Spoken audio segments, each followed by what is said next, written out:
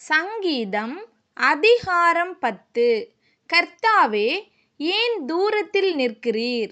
ஆபத்து நேரிடுகிற சமயங்களில் நீர் ஏன் மறைந்திருக்கிறீர்? துன்மார்க்கன் தன் பெருமையினால் சிறுமைப்பட்டவனை கடூரமாய் துன்பப்படுத்துகிறான்.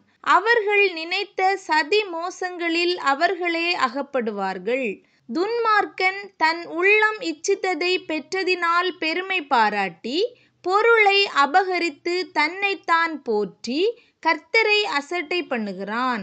துன்மார்க்கன் தன் கர்வத்தினால் தேவனை தேடான். அவன் நினைவுகளெல்லாம் தேவன் இல்லை என்பதே. அவன் வழிகள் எப்போதும் கேடுள்ளவைகள். உம்முடைய நியாய தீர்ப்புகள் அவன் பார்வைக்கு எட்டாமல் மிகவும் உயரமாயிருக்கிறது. தன் எதிராளிகள் எல்லார் மேலும் சீறுகிறான். நான் அசைக்கப்படுவதில்லை. தலைமுறை தலைமுறை தோறும் தீங்கு என்னை அணுகுவதில்லை என்று தன் இருதயத்தில் சொல்லிக் கொள்ளுகிறான். அவன் வாய் சபிப்பினாலும் கபடத்தினாலும் கொடுமையினாலும் நிறைந்திருக்கிறது. அவன் நாவின் கீழ் தீவினையும் அக்கிரமமும் உண்டு. கிராமங்களின் ஒளிப்பிடங்களிலே பதிவிருந்து மறைவிடங்களிலே குற்றமற்றவனை கொல்லுகிறான். திக்கற்றவர்களை பிடிக்க அவன் கண்கள் நோக்கிக் கொண்டிருக்கிறது. தன் கெபியில் இருக்கிற சிங்கத்தை போல மறைவில் பதிவிருக்கிறான். ஏழையை பிடிக்க பதிவிருந்து ஏழையை தன் வலைக்குள் இழுத்து பிடித்து கொள்ளுகிறான். திக்கற்றவர்கள் தன் பலவான்கள் கையில் விழும்படி அவன் பதுங்கி கிடக்கிறான்.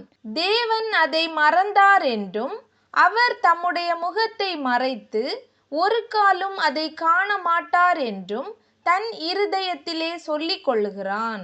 கர்த்தாவே, எழுந்தருளும். தேவனே, உம்முடைய கையை உயர்த்தும். ஏழைகளை மறவாதேயும். துன்மார்க்கன் தேவனை அசட்டை பண்ணி நீர் கேட்டு விசாரிப்பதில்லை என்று தன் இருதயத்தில் சொல்லிக் கொள்வானேன்? அதை பார்த்திருக்கிறீரே. உபத்திரவத்தையும் குரோதத்தையும் கவனித்திருக்கிறீரே. நீர் பதிலளிப்பீர். ஏழையானவன் தன்னை உமக்கு ஒப்புவிக்கிறான். திக்கற்ற பிள்ளைகளுக்கு சகாயர் நீரே.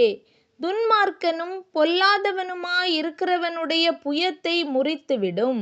அவனுடைய ஆகாமியம் காணாமற் போகுமட்டும் அதை தேடி விசாரியும்.